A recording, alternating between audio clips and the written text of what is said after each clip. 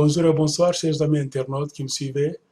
Une fois encore, c'est moi, votre ami Marc Lushimba, qui revient dans mon programme Franc-Parler sur 5 sur 5 médias, émettant à partir de Washington, D.C.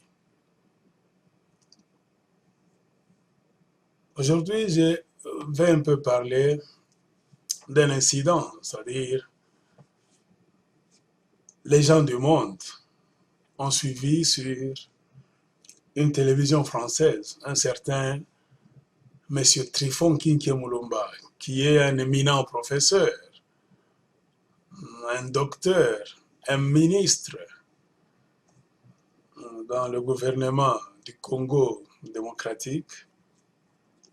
M. Kinké Moulumba a déclaré ouvertement au monde entier que pour le moment, au Congo, il n'y a personne d'autre qui peut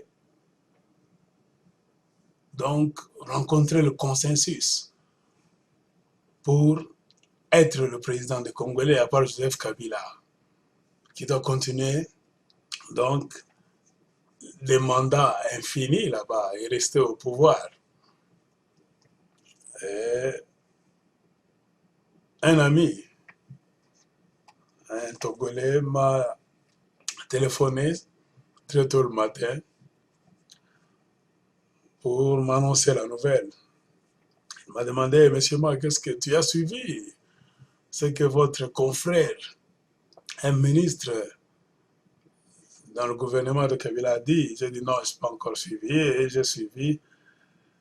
Comme beaucoup de personnes dans le monde entier, non pas seulement des Congolais, mais les gens d'autres nationalités, j'étais vraiment abasourdi, étonné par les déclarations d'un ministre, un professeur congolais, qui a eu le courage, le culot de dire au monde entier qu'au Congo, pour l'instant, personne d'autre ne peut réussir à diriger le Congo. Personne d'autre ne peut donc être président à part Joseph Kabila. Alors cela a vraiment causé trop d'inquiétude dans la tête des personnes qui pensent convenablement. Alors, parce qu'après le débat avec mon ami Togolais là, la conclusion c'était quoi? Monsieur Trifon a montré clairement qu'au Congo, l'idiocratie est devenue un système politique. Donc l'idiocratie, c'est le système politique actuel au Congo démocratique. Alors on ne sait pas, c'est clair maintenant que avant que l'ennemi venant de l'extérieur puisse attaquer les Congolais et les maintenir dans un état là-bas d'esclavage, un état de non-progrès, c'est les Congolais eux-mêmes, surtout la classe dirigeante, les intellectuels, qui jouent le rôle donc de tenir le peuple congolais, d'asphyxier la nation congolaise, de ne jamais vouloir voir dans les Congolais se libérer et progresser sur le chemin donc de la paix, de la liberté et du progrès social. Vraiment, les déclarations de M. Kinké Moulumba, comme je l'ai dit, ont démontré clairement que la classe politique congolaise brille aujourd'hui par l'idiocratie. Donc il y a un niveau d'idiotie très élevé qui inquiète le monde. Alors moi je ne sais pas. Et si vous regardez, tout tourne autour du plan que les gens du PPRD et de la majorité présidentielle ont déjà mis donc, en action, c'est-à-dire créer un dialogue. Donc, à partir du néant comme ça, ils ont fait croire aux Congolais et ils sont en train de forcer cette idée au monde entier qu'un dialogue est nécessaire en République démocratique du Congo et que les Congolais doivent s'asseoir. Les fils du Congo doivent s'asseoir autour d'une table pour discuter et parler de problèmes nationaux afin d'arranger quelque chose. Et si vous regardez convenablement, il n'y a rien. Il n'y a pas de problème qui nécessite un dialogue. Le tout tourne autour de l'amour du pouvoir. C'est-à-dire on voit une classe politique, des idiots, des égoïstes, des gens assoiffés et affamés de pouvoir qui veulent toujours continuer à rester au pouvoir après avoir épuisé toutes les voies légales. Ils veulent maintenant outrepasser les choses, créer maintenant un système illégal et vouloir forcer leurs idées dans la tête des Congolais et du monde entier que ce qu'ils veulent faire doit être accepté comme un système légal et que les Congolais doivent s'asseoir pour discuter. Beaucoup de gens ont parlé de cette histoire, du fameux dialogue que certains politiciens congolais, même de l'opposition, sont en train de se préparer donc pour y aller. On en a parlé et on en parlera toujours. Pourquoi ce dialogue-là? Et quand vous voyez, il n'y a rien. Joseph Kabila a épuisé sa transition et ses 2 mandats. Et c'est le moment pour lui de plier bagage et de partir. Mais moi, je m'étonne pourquoi le départ de Joseph Kabila doit occasionner des discussions, des dialogues. Donc, c'est-à-dire, parce que le mandat de Joseph Kabila arrive à la fin, on doit maintenant s'asseoir pour discuter. Discuter de quoi? Parce que si vous suivez les déclarations des gens du gouvernement, c'est-à-dire Joseph c'est le pacificateur, il a amené la paix, même Kingi Mulumba l'a dit. C'est-à-dire le pays était en guerre, tout ça, parmi les centaines de milliers de Congolais, on n'a vu personne qui veut prendre le pouvoir et ramener le Congo sur le chemin de la paix. Alors il a ramené la paix. C'est-à-dire il n'y a plus de guerre, il n'y a plus de conflit, tout est à la normale. Et il a fini son mandat. Alors pourquoi s'asseoir pour discuter? Pourquoi si Joseph Kabila a fini son mandat, on doit obliger les gens à s'asseoir pour organiser un dialogue? Pourquoi? Alors c'est-à-dire il y a un problème. C'est-à-dire il y a un problème. Parce que c'est vraiment bizarre. On ne peut pas négocier le départ de quelqu'un. On ne peut pas dialoguer parce que M. tel, un tel président, ou bien Joseph Kabila, veut quitter le pouvoir. Non. Quand il a pris le pouvoir au Congo, on n'avait pas négocié. On a négocié avec qui? Alors, vous voyez que les politiciens congolais sont en train vraiment de commettre des bévues qui vont rester comme des taches noires dans l'histoire de la République démocratique du Congo. Et ce qui est inquiétant, comme je l'ai dit et je le dirai encore, c'est la classe des intellectuels congolais, des grands professeurs, des gens qui sont à Kinshasa, la capitale de la République démocratique du Congo, qui sont maintenant en train de briller par l'idiotie. On a vu des gens comme les Claude Machala, même Lambert Mende, aujourd'hui c'est Kingi Mulumba, déclarer clairement que Joseph Kabila doit rester là-bas parce qu'eux ne sont pas fatigués de Joseph Kabila. Et dans tout ça, c'est quoi? C'est l'égoïsme. Pourquoi? Ils sont bien, ils sont au pouvoir, et beaucoup de gens, si ce n'est pas eux, c'est leurs parents, leurs amis qui sont au pouvoir, qui sont en train de se réjouir, alors une petite minorité là-bas qui prend goût au pouvoir et qui trouve que la vie qu'ils mènent là, ces gens-là, la vie qu'ils mènent, c'est une vie normale et ils doivent maintenant sacrifier le reste des Congolais, ce qui est vraiment anormal. Et quand vous regardez dans son entièreté, la République démocratique du Congo a encore des problèmes. Le niveau de pauvreté bat son plein. L'insécurité est toujours au rendez-vous. Au lieu de diriger le pays, d'accepter leur défaite, c'est-à-dire de reconnaître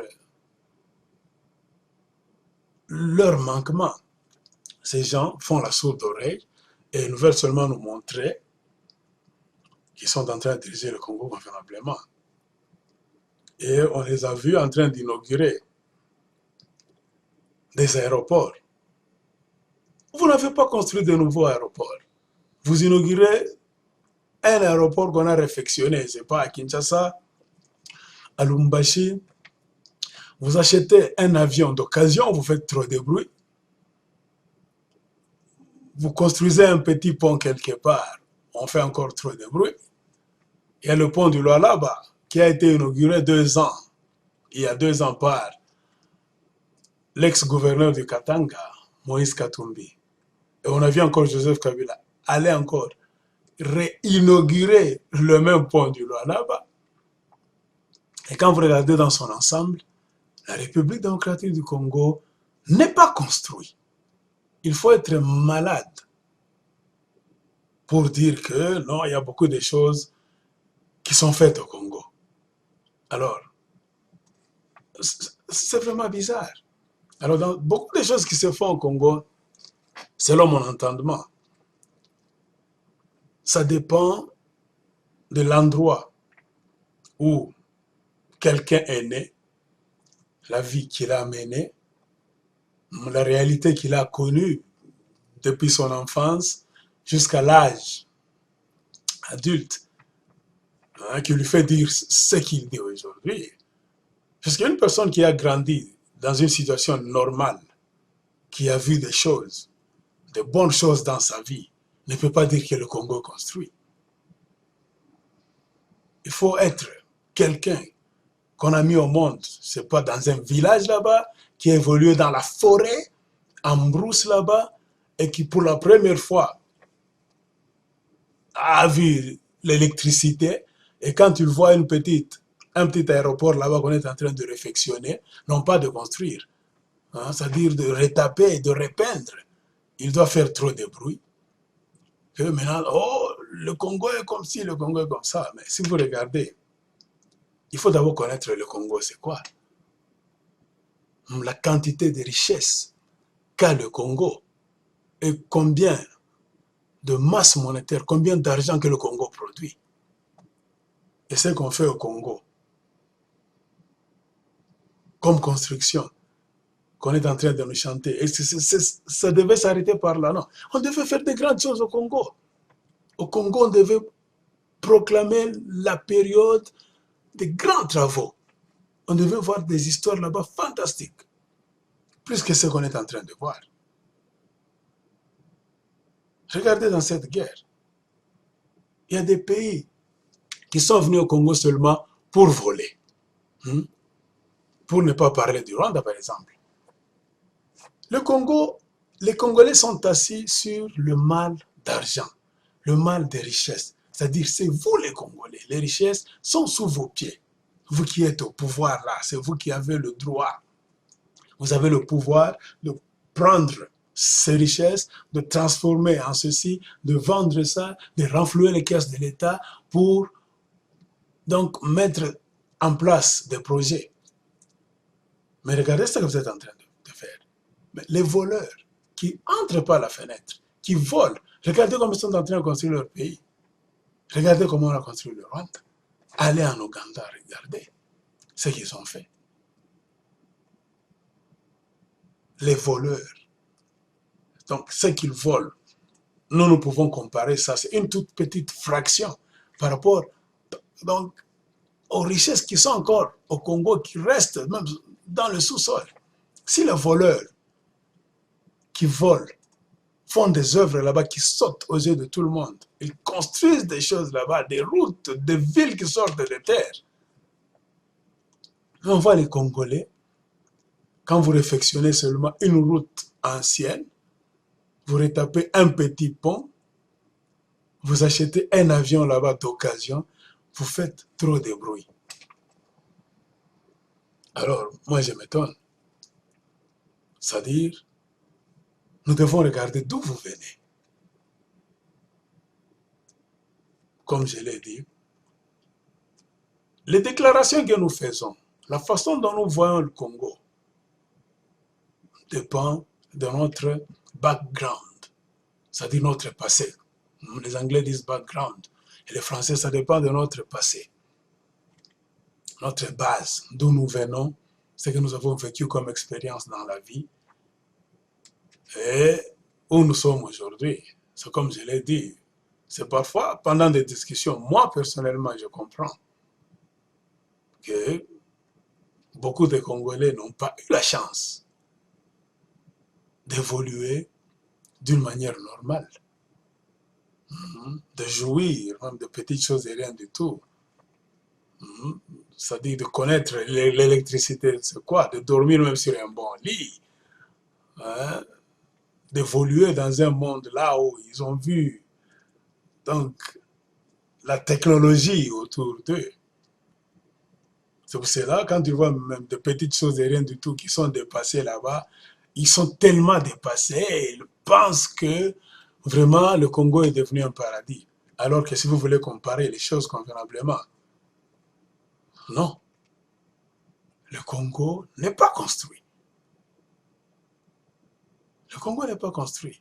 Si vous prenez la potentialité du Congo démocratique, les richesses qui sont au Congo, et ce qu'on est en train de faire de ces richesses-là, vous allez voir, on a plutôt volé. On n'a pas construit. On a volé. Et pour tromper le peuple congolais, vous voyez des gens là, sont en train de peindre des anciens locaux, de réfectionner les murs là-bas, de petites histoires de rien du tout là-bas, qu'on vous fait croire que c'est fantastique ce que nous sommes en train de faire. On n'a rien fait au Congo. Et ce qui est grave, dans toutes les bouches, c'est l'amour du pouvoir qui revient chaque fois. On voit des gens qui ne veulent pas lâcher, qui sont très décisifs. C'est ce qu'on dit le trafic de postulats. Créer un problème qui n'existe pas. Le mandat de Joseph Kabila est en train de finir. Mais quand vous prenez que les Congolais sont des idiots, vous créez une histoire. Nous devons nous asseoir pour discuter, pour dialoguer. Dialoguer sur quoi? Le mandat est fini, le président doit se mettre à côté et le PPRD doit choisir un autre candidat, en conjonction avec les amis de la majorité présidentielle. Ils doivent chercher un autre candidat qui doit se présenter aux élections prochaines et voir si les Congolais vont lui accorder leur voix. Et il continuera par où Joseph Kabila a laissé. Si les Congolais ne lui accordent pas leur voix, il va être mis à l'écart. Et c'est une autre personnalité, peut-être de l'opposition, qui va prendre la relève et diriger la République démocratique du Congo. Mais dans tout ça, c'est quoi? Il y a trop d'idiots au Congo, dans la classe politique, et qui prennent maintenant leur idiotie. Ils sont en train de transformer leur idiotie, de vouloir transporter leur idiotie donc, dans la tête, dans le chef des Congolais. Donc vous voulez faire croire aux Congolais que le temps est grave. Nous devons nous asseoir pour parler. Et si vous regardez comme ça, ce sont des illusions. Une création de la classe politique des égoïstes, des gens qui sont amoureux, affamés du pouvoir, qui ne veulent pas lâcher les choses, qui ne veulent pas partir. Alors tout ça, ça montre que vous n'êtes pas des patriotes. Vraiment, vous n'aimez pas le Congo. Et nous faisons des débats. Nous faisons des débats chaque fois. Et nous devons savoir comment orienter nos débats. Remarquez que quand nous discutons, nous postons des vidéos en majorité sur les médias sociaux, c'est-à-dire sur YouTube, les autres sur Facebook. Et vous allez regarder que beaucoup de Congolais, dans les débats qu'ils font, ce ne sont pas des débats réalistes. C'est soit ils sont fanatiques d'un personnage politique qu'ils sont en train de soutenir, quitte à nier même la réalité qui est sur le terrain, qui fait que même si le personnage politique là a tort, ils le soutiennent toujours par fanatisme. Les autres, c'est ils soutiennent un parti politique. Eux, avec le parti politique en question, même si le parti en question, je veux dire, est en train de faire des choses négatives qui, plus tard, vendront la dignité, la personnalité et le bonheur des Congolais, ils sont là. Ils discutent toujours, ils soutiennent que le parti en question a raison. Et les autres, quand ils discutent, si vous regardez là-bas, ils n'exposent pas des idées là-bas d'une manière réaliste, comme je l'ai dit. Mais ils le font pourquoi? Parce qu'ils ont une radio et peut-être une télévision en ligne qui est soutenue par les gens du pouvoir. C'est-à-dire tout ce qu'ils disent, c'est pour remplir l'air. Donc, pomper l'esprit des Congolais, de la diaspora et du pays. Donc, des débats là-bas creux, des débats mensongers pour faire la promotion du pouvoir en place. C'est pour cela que vous voyez beaucoup de Congolais ont détourné le débat. On voit des intellectuels. Au lieu que nous puissions canaliser les efforts, guider le débat vers des choses réelles, les choses réalistes, la vérité qui va libérer le Congo demain. Malheureusement, la classe intellectuelle, avec ses radios, qui sont supportées par les gens du pouvoir, ces télévisions, supportées par les gens du pouvoir, et les autres même de l'opposition. C'est-à-dire quand tu veux parler là-bas, c'est par fanatisme, au lieu de débattre sur la réalité du terrain. Alors c'est vraiment triste ce que nous sommes en train de voir au Congo. Ça montre que on a un long voyage à faire. On a des politiciens, la classe d'intellectuels, beaucoup d'intellectuels. En tout cas, ce sont des gens qui ont une conscience qui est inconsciente. C'est-à-dire qu'ils ne savent pas la gravité. Donc, qu'ils ne savent pas la gravité de ce qui est en train de se passer au Congo démocratique. Nous devons donc cesser le fanatisme et regardez la réalité en face. Et vous verrez que le Congo a des problèmes sérieux. Et les problèmes sérieux sont évités par les gens qui sont au pouvoir. Ils font tout pour préserver le pouvoir, malgré leurs échecs, le mensonge, tout ça.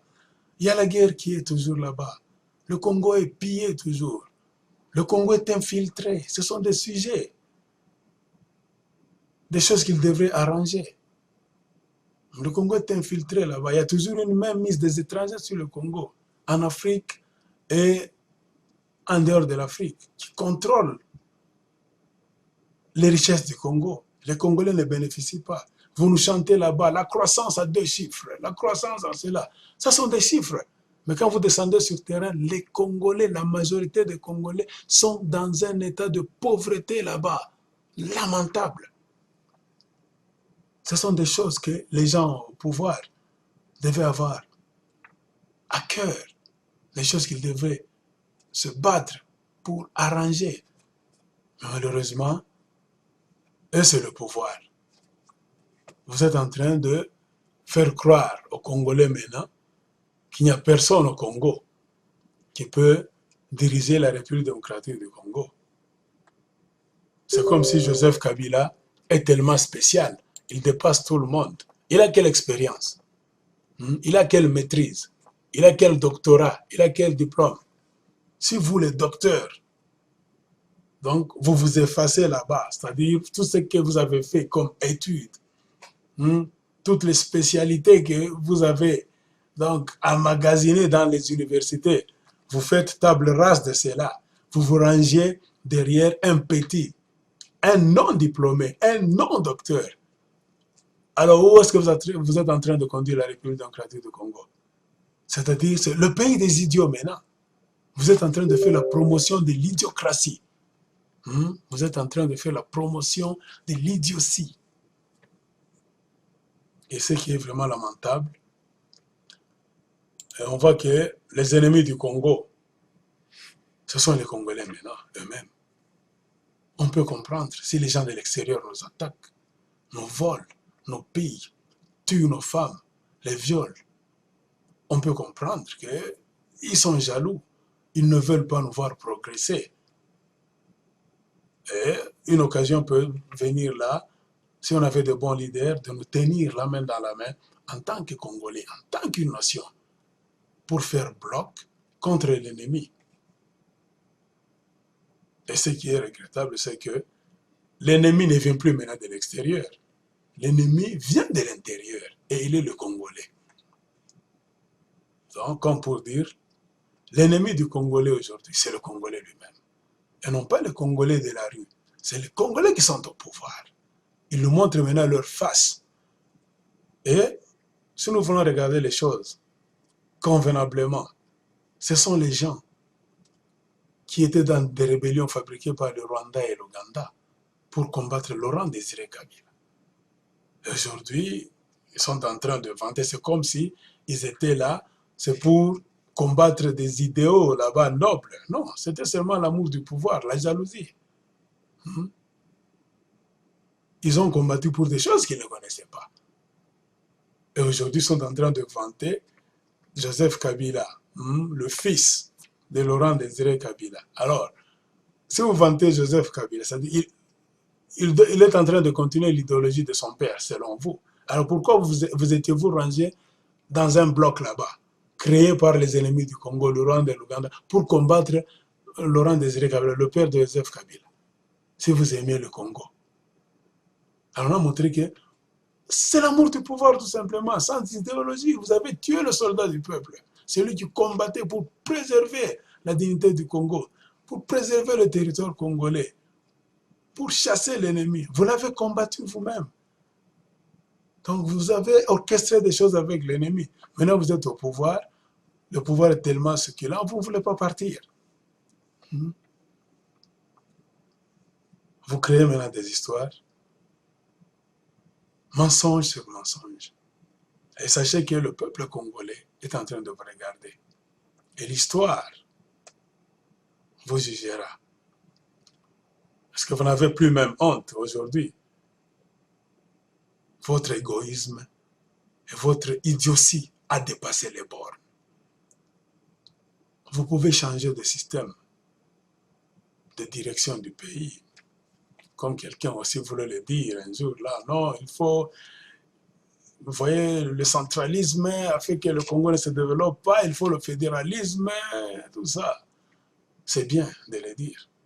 Mais aussi longtemps qu'on aura une classe politique faite des idiots, des rois fainéants qui font la promotion de l'idiocratie, on peut changer de système politique 1001 fois. Ça n'arrangera rien. C'est comme me disait un ami là, de la Côte d'Ivoire. Vous aviez 11 provinces, 10 plus la ville de Kinshasa, 11 provinces, que vous n'avez pas su diriger, que vous n'avez pas su développer, que vous n'avez pas su construire. On a vu sur les 11 provinces là-bas. La seule province qui a essayé de se développer, c'est le Katanga. Sur les 11 gouverneurs de province, les 10 autres là-bas, c'était des rois fainéants. Ils n'ont rien fait. Alors, après avoir échoué, vous voulez maintenant multiplier le nombre de provinces. C'est-à-dire qu'on aura maintenant 26 fainéants, 26 rois fainéants. Vous échouez dans ce qui est peu. Et vous croyez maintenant vous allez réussir dans ce qui est nombreux, ce qui est grand. Ça, c'est la comédie. Je parlerai du découpage du Congo en province. Mais bref, je vous dis tout simplement que le découpage là, ce n'est pas pour le bénéfice des Congolais, pour aider le Congo à avancer, non. C'est pour diviser les Congolais davantage. Les provinces que vous aviez là, 11, vous n'avez pas su les développer. Le peu là, même si c'était des provinces là-bas qui étaient grandes en superficie, mais vous n'avez rien fait. Vous voulez maintenant les multiplier. Si vous ne savez pas payer convenablement 11 agents, est-ce que vous allez payer 26? Si vous avez échoué de diriger 11 entités, si ça devient 26, 40, 50, est-ce que vous allez savoir comment les diriger? C'est parce que vous ne connaissez pas l'histoire du Congo. Après l'indépendance, il y a eu 44 provinces, qu'on appelait même des provincettes. Suivez l'histoire du Congo. C'était la source du désordre qu'on ne pouvait pas contrôler.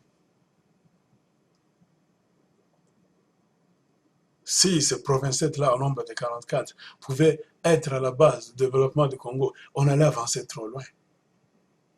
Donc le problème de découpage de provinces, en soi, ce n'est pas un grand problème. Mais il faut le faire tout en regardant la mentalité du politicien qui est en train de le faire.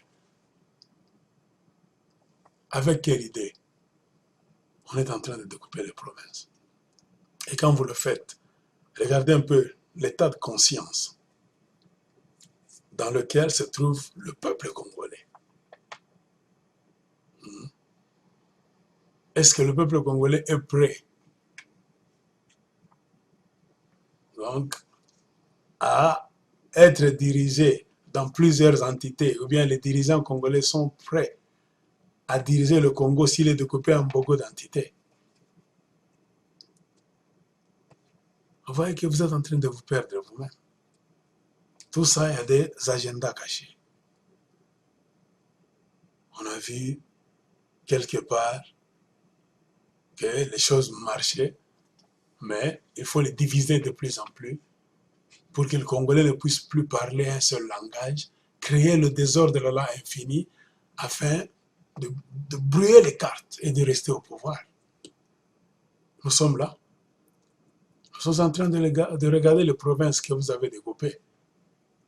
L'histoire va nous donner le résultat. On verra si vous allez les développer. Alors dans tout ça, comme je l'ai dit, c'est l'égoïsme. C'est-à-dire quand vous êtes au pouvoir, vous ne voulez plus lâcher. Alors vous suivez le jeu des étrangers maintenant. Le Congo, c'est un grand pays au cœur de l'Afrique. Un pays à dimension continentale. Un pays qui doit et qui devait depuis longtemps être le porte-flambeau de la civilisation, de la bonne gestion, du développement sur beaucoup de plans. Et ce sont les petits pays aux alentours qui devaient suivre notre exemple. Et on voit des gens qui sont à la tête d'un grand pays comme le Congo. Vous êtes en train de suivre le jeu des petits pays là-bas, pauvres, sans influence, là-bas, des arriérés. Au lieu de montrer l'exemple, par la démocratie, je fais mon temps, j'arrive à la fin de mon mandat, je cherche un dauphin qui doit continuer l'idéologie. Les hommes passent, ne dit-on pas les Français, mais les institutions demeurent. Mais vous ne voulez pas passer, vous voulez que les institutions passent. Vous êtes en train de couper les institutions, de couper le Congo, de couper en province là-bas, pour que ça soit dispersé. Mais vous voulez toujours rester là-bas. Vous faites le contraire. Alors c'est clair, c'est la période des rois fainéants au Congo, des dirigeants fainéants, des grands professeurs qui ne sont que professeurs de nom. Car regardez ce qu'ils font. Il n'y a aucun lien entre vos doctorats, vos licences, avec ce que vous êtes en train de faire sur le terrain. Si vous vous rangez, vous tous, derrière les élèves, hein, les gens qui n'ont même pas étudié plus que vous, qui n'ont aucune expérience. Alors je ne sais pas pourquoi les Congolais partent à l'école. Vous faites vraiment la honte. Et dans tout ça, c'est la question de conscience. Votre conscience est trop basse. Vous ne savez pas qu'est-ce qu'est la civilisation. Vous n'avez pas encore une notion de la chose publique qui doit être donc à part, qui doit être vraiment donc vous devez créer la différence entre la chose publique et la chose privée. Vous confondez tout. Le peuple congolais vous a toléré, vous avez pris le pouvoir, et maintenant vous voulez faire croire aux Congolais que sans moi c'est zéro. Si moi je ne suis pas là, alors vous avez trouvé le Congo en quel est? Le Congo n'existait pas quand vous étiez venu. Et si vous partez, vous êtes sûr que le Congo va disparaître de la carte si vous vous laissez le pouvoir. Ça c'est la comédie. Ne nous faites pas croire que cette personne est indispensable. Sans cette personne, le Congo va se détruire. Le Congo ne va rien faire. Ça c'est faux. Il y a beaucoup d'hommes de bonne volonté, beaucoup de spécialistes, des gens même qui sont bénis, très intelligents, qui peuvent diriger ce pays-là. Mais regardez, ce sont les vautours là-bas, les satanistes, les sorciers, qui collent au pouvoir et qui ne veulent pas que le pays avance. Question de conscience. Votre conscience est trop bas, comme je l'ai dit. Trop basse, excusez-moi. Vous ne savez pas distinguer la chose publique de la chose privée. Regardez en France. Jean-Marie Le Pen a créé le Front National français. Il y a eu des élections là-bas. Sa fille Marine Le Pen a pris le pouvoir. Son père a voulu faire des bêtises là-bas dans des déclarations, tout ça. Il est sous la discipline. Bien que c'est lui le fondateur, bien il est parmi les cofondateurs du Front National français. Mais il est sous la discipline. Vous voyez, ce sont des gens qui vous montrent qu'ils ont un esprit élevé. Ils savent que quand tu fais la politique, tu peux créer un parti politique. Quand tu avances, ce n'est plus ta chose privée. L'inspiration est venue de toi, oui. Mais tu l'as donné, tu as donné le parti politique comme un don à la nation. Les gens vont y adhérer, ils vont avancer. Ils vont même faire des choses fantastiques, plus que toi le fondateur. Mandela n'a pas été le fondateur de l'ANC. L'ANC a été créé même avant Mandela, avant que Mandela soit mis au monde. Mais regardez comment Mandela est entré dans l'ANC, comment il a travaillé, et c'est devenu comme sa chose. Donc la vie de Mandela était apparentée à la vie de l'ANC. Il a servi un parti politique. Beaucoup de gens, la jeunesse croyait que c'est celui qui a fondé l'ANC. Et pourtant l'ANC a été fondé, c'est pas en 1912, très longtemps là-bas avant que Mandela soit mis au monde. Alors vous comprenez, un parti politique, ce n'est pas une chose privée. Et c'est ce que nous condamnons chez les gens de l'UDPS avec Tshisekedi. Tshisekedi est là, il est vieux, il a des trous de mémoire là-bas, il est fatigué, mais les gens de l'UDPS ne veulent pas lâcher. Ils ne veulent pas même lâcher Tshisekedi prend maintenant l'UDPS comme une chose privée. Et regardez comment le parti politique est dirigé. C'est en train d'aller à la dérive. Fini. Pourquoi? Vous montrez que vous avez une conscience là-bas retardée. Conscience de la forêt équatoriale et de la brousse. Vous ne savez pas distinguer une chose publique de la chose privée. Alors, on a beaucoup de choses à apprendre au Congo. On a beaucoup de choses à apprendre.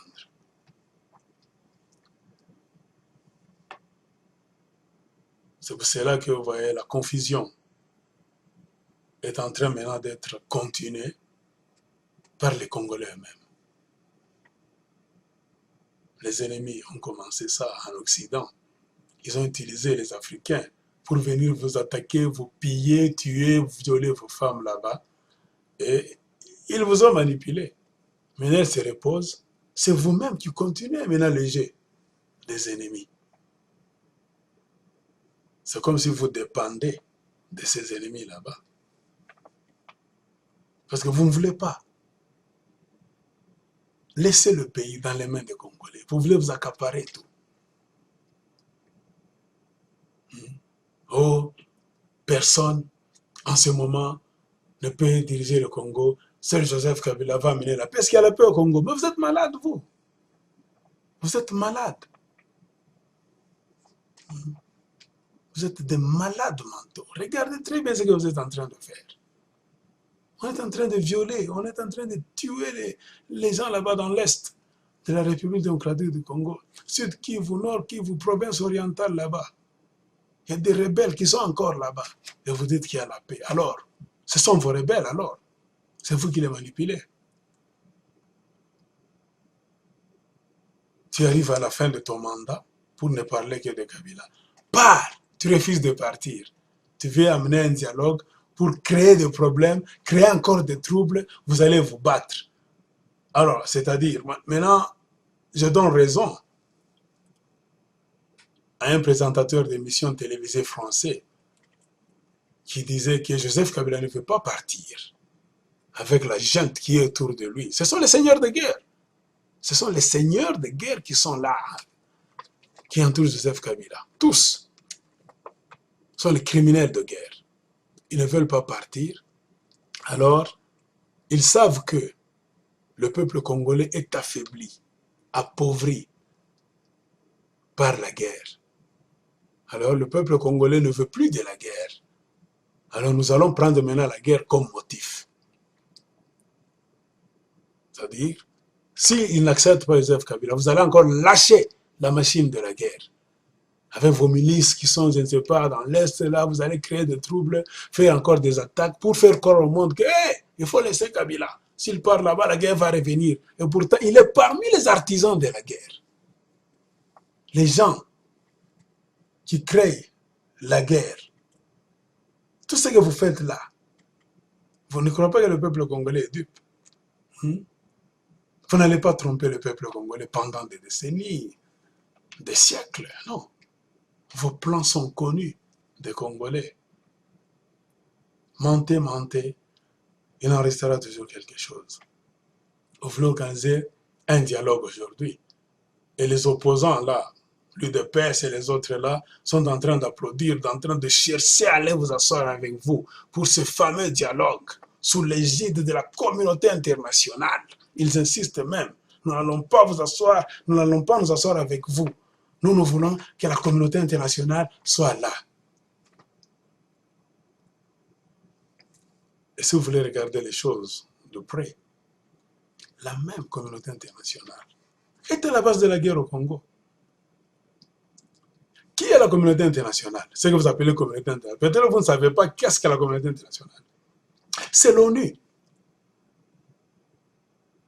Est-ce que ce n'est pas l'ONU qui vote des résolutions là-bas pour jeter le Congo dans l'embargo? Le Congo ne doit pas se payer des armes, alors qu'en ce moment-là, l'ONU est en train d'acheminer des armes au Rwanda, en Ouganda.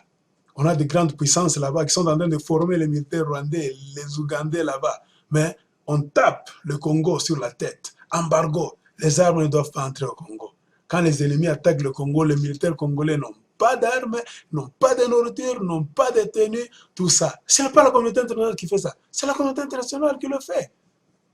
Et on voit des politiciens congolais aujourd'hui, nous voulons seulement parler quand la communauté internationale sera là. Quand est-ce que vous allez vous réveiller, politicailleurs congolais? La communauté internationale, c'est elle qui vous a affaibli, qui est en train de vous lier les pieds et les mains, qui est en train de vous exploiter et de vous faire exploiter par les voisins. Au lieu de créer un mouvement pour se libérer de l'emprise de cette communauté internationale là-bas, c'est-à-dire de chercher à dialoguer avec le peuple congolais, le peuple, pas le seigneur de guerre là, vous vous enfermez, non. Donc, faites entrer le peuple dans le mouvement. Et vous allez voir que la communauté internationale va reculer. Et c'est ce que Laurent Désiré Kabila faisait. Il était un homme du peuple, il parlait au peuple. Regardez sous lui, beaucoup de jeunes étaient enthousiastes. Ils entraient dans l'armée. Mais aujourd'hui, quand vous dites aux jeunes, il n'y a pas de motivation. Entrer dans l'armée, là, on ne paye même pas bien. Même quand on ne paye pas bien, mais il n'y a plus de motivation. Pourquoi? Parce que les dirigeants sont à la solde des étrangers. Tout est clair. Les Congolais ne peuvent pas, la jeunesse, ne peuvent pas accepter d'aller mourir. Vous les piégez là-bas, une guerre là, qu'ils ne gagneront jamais. Vous allez les piéger, on va les tuer là-bas comme des mouches, des sauterelles. Et vous allez continuer la guerre indéfiniment comme votre moyen de rester au pouvoir. Je disais que vous êtes en train d'appeler la communauté internationale. Quand on viole vos femmes, on viole nos mamans, nos sœurs, est-ce que la communauté internationale ne le sait pas? Elle le sait. Mais qu'est-ce qu'elle a déjà fait? Rien. Quand on décapite les gens à la machette là-bas, à la houe, dans l'est du Congo, qu'est-ce que la communauté internationale fait? Absolument rien. Les agents de l'ONU là-bas, les casques bleus, ne sont-ils pas au nombre de 17 000? Qu'est-ce qu'ils font? Absolument rien. Et regardez, en République centrafricaine, on a violé une petite fille. On a tué un papa, je ne sais pas, avec son fils. Est-ce que Ban Ki-moon n'a pas poussé le chef de mission de l'ONU en République centrafricaine à la démission? Pour une fille qu'on a violée, un papa et son fils qu'on a tués. Et s'il y a eu des cas de viol, il ne dépasse même pas 20, 10. Ban Ki-moon s'est levé de sa chaise. Il a frappé de la main sur la table. Et le Sénégalais, qui était chef de la mission de l'ONU en République centrafricaine, a été poussé par Ban Ki-moon lui-même à la démission. Mais au Congo, on a violé combien de femmes? On a tué, décapité combien de personnes? On a volé combien de richesses? Est-ce que Ban Ki-moon bouge le petit doigt? Vous ne savez pas pourquoi, et vous êtes encore en train de pleurer, que la communauté internationale vienne. Nous allons parler en présence de la communauté internationale. Vous êtes en train de passer le temps. Vous ne savez pas maintenant qui est votre ennemi. Et vous vous autoproclamez politicien. C'est la politique. Conseil gratuit, c'est la politique, car vous ne savez pas ce que vous êtes en train de faire. La même communauté internationale, je vais vous faire rire. J'ai un ami zimbabwéen, ici aux États-Unis. Il étudiait à l'université de Bridgeport, dans l'État de Connecticut. Un ami à moi. On se parle de tout et de rien. Il s'est retrouvé là en train de faire un cours, de prendre un cours qu'on appelle en anglais Peace and Conflict Resolution, c'est-à-dire la paix et la résolution des conflits. Un Zimbabwéen à qui un grand professeur américain donnait cours. Pendant une discussion là-bas dans l'amphithéâtre, ils étaient en train de discuter sur l'ONU. Le prof a donné un devoir, il fallait revenir discuter, donner des preuves là-bas, démontrer devant les autres étudiants les bienfaits de l'ONU. L'ONU est là pour la paix. L'ONU, c'est pour le développement. Sans l'ONU, le monde allait être à la catastrophe. le monde allait connaître beaucoup d'incidents là-bas négatifs. Le Zimbabwe s'est levé. Il a voulu prouver aux professeurs américains, ce blanc-là, que par contre c'est l'ONU qui est à la base des catastrophes dans ce monde. L'ONU qui est à la base des guerres, des mensonges et beaucoup de choses là-bas négatives. C'est l'ONU qui est à la base de ça. Il a donné l'exemple du Congo. Il n'est même pas congolais, un Zimbabwéen. Il a donné l'exemple du Congo. Il a prouvé à ce professeur américain noir sur blanc que s'il y a la guerre au Congo qui dure, c'est l'ONU. Remarquez, là où il y a l'ONU, la guerre ne finit pas. Et c'est souvent l'ONU qui transporte les armes dans des conteneurs là-bas. Sauf que c'est la nourriture des gens de l'ONU, c'est ça, tout ça, mais c'est les armes qui partent. Allez au Soudan. Combien de fois est-ce qu'on a attrapé les armes dans les conteneurs des gens de l'ONU qui voulaient les passer aux mains des rebelles pour qu'ils puissent faire partie du président Salva Kiir qui est au pouvoir. Hein? Laurent Désiré Kabila s'est barré là-bas. Et ce n'était pas la Croix-Rouge et l'ONU qui avaient donné les armes au FPR, dans les conteneurs du FPR. Hein? Ce qui a occasionné la prise de Kisangani. On a pris beaucoup de choses là-bas. Les conteneurs de l'ONU, de la Croix-Rouge, les armes étaient là. On a amené la nourriture qui était déjà empoisonnée. Suivez l'histoire. Ce sont les organismes internationaux qui ont fait ça. Et quand les Rwandais ont bouffé la nourriture là, ils sont morts comme des mouches en masse. Et l'armée de Kagame est venue passer dessus et tuer ceux qui étaient restés et les jeter dans le fleuve Congo. C'est pour cela, politiciens congolais, si vous voulez parler de la communauté internationale, pensez-y à 2 reprises. Il ne faut pas faire des discours creux là-bas. Au moment où nous sommes en train de parler, un vrai politicien congolais, on ne vous dit pas de ne pas collaborer avec la communauté internationale, mais de ne pas avoir pleine confiance en la communauté internationale. Car c'est la même communauté là-bas. C'est sous forme des États-Unis et les autres puissances qui votent des résolutions. C'est la même communauté internationale qui a mis le Rwanda là-bas, au Conseil de sécurité. Un petit pays là-bas, pour manipuler l'Afrique centrale. Le Rwanda a un mot à dire. Vous avez vu comment le représentant du Rwanda à l'ONU est en train de ridiculiser les Congo démocratiques. Pourquoi vous, un grand pays riche, on ne vous met pas à l'ONU là-bas? Pourquoi? Parce que vous connaîtrez la vérité. Vous saurez d'où vient la guerre, qu'est-ce qu'il faut faire, qu'est-ce que les grands se disent dans les couloirs là-bas des buildings de l'ONU. Alors il faut vous mettre à l'écart, vous laisser dans la brousse, dans la forêt, et prendre les ennemis, ceux qui attaquent le Congo. On les met là-bas dans le Conseil de sécurité. Un petit pays sans richesse, sans quoi. C'est pour vous gérer. Et vous êtes encore en train d'appeler la même communauté internationale pour venir trancher vos affaires, alors qu'on va créer encore trop de désordre pour vous disperser et vous donner des coups de fouet. Un vrai politicien au Congo, je ne cesse de le dire, c'est celui qui doit avoir une bonne idéologie d'abord, qu'il doit vendre au peuple congolais, faire confiance au peuple congolais. Si tu as le support du peuple congolais, la majorité des Congolais t'aiment. Aucune machine, que ce soit internationale, ne peut t'arrêter. Ça, c'est la vérité du terrain. Tu peux t'asseoir avec les Blancs comme ça. Tu peux t'asseoir. Ils ne peuvent jamais t'aimer. Mais s'ils regardent derrière toi, tu as la majorité du peuple là qui se tient debout, ils auront peur. Parfois de te faire du mal. Pourquoi? Parce qu'il y aura le courroux du peuple. Changer de formule, politicien congolais. Si Mandela ne faisait que bavarder avec la bouche, l'apartheid n'allait pas finir en Afrique du Sud.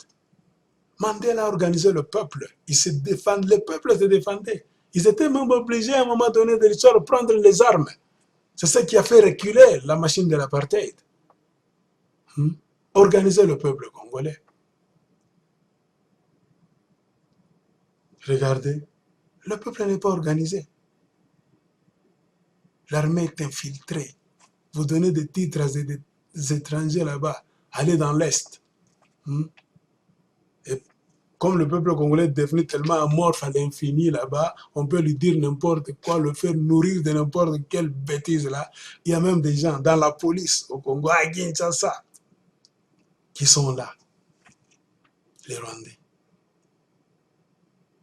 Allez au Rwanda. Il y a combien de Congolais dans l'armée rwandaise, dans la police rwandaise, service de sécurité rwandaise? C'est pour vous dire que il y a des gens qui sont au pouvoir, qui vous disent qu'ils aiment le Congo, sont en train de servir le Congo. Ils ne sont pas en train de servir le Congo. Peuple congolais, c'est triste. Réveillons-nous, parce que les politiciens qui sont au pouvoir ne sont pas là pour œuvrer pour le bonheur des Congolais. Partout où nous sommes, qu'on ne vous trompe pas. Oh, il faut revenir au Congo pour faire la guerre.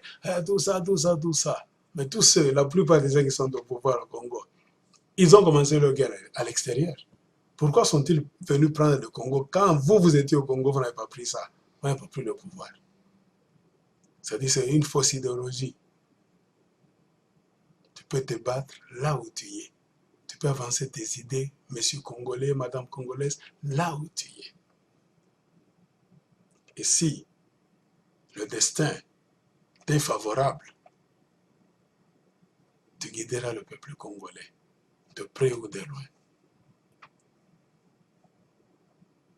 Il y a eu de Gaulle pendant la Deuxième Guerre mondiale, quand l'Allemagne a occupé la France. De Gaulle a fui. De Gaulle continue à travailler à l'étranger. Il a organisé la résistance à l'extérieur de la France. Il recevait même des rapports à partir de l'Angleterre. En Angleterre, là où il était. En fin de compte, l'Allemagne a cédé. Alors, nous devons savoir de quoi nous parlons. Et nous devons nous référer à l'histoire positive pour avoir un modèle qui va nous permettre de savoir ce qui se passe au Congo et savoir comment nous libérer. Pour l'instant, c'est triste. Quand on voit les grands professeurs qui entourent Joseph Kabila, qui se taisent comme ça, qui ont déjà enterré leur science, qui sont maintenant en train de promouvoir leur idiotie. Ils ont déjà créé l'idiocratie comme système de gouvernance au Congo. C'est triste. Peuple congolais, le Congo est vendu. C'est à nous, peuple, de savoir comment nous réorganiser partout où nous sommes. Que Dieu bénisse le Congo, que Dieu bénisse les Congolais. Et jamais trahir le Congo. Merci. Jimbo Car Repair, situé à Beltsville au Maryland, offre un travail de qualité sur vos voitures, ceci grâce au savoir-faire de ses mécaniciens sur les voitures américaines comme étrangères. Pour vous assurer un bon entretien de votre véhicule, une seule adresse, 11 401 Somerset Avenue, Beltsville, Maryland, 20705, numéro de téléphone 240 547 0799.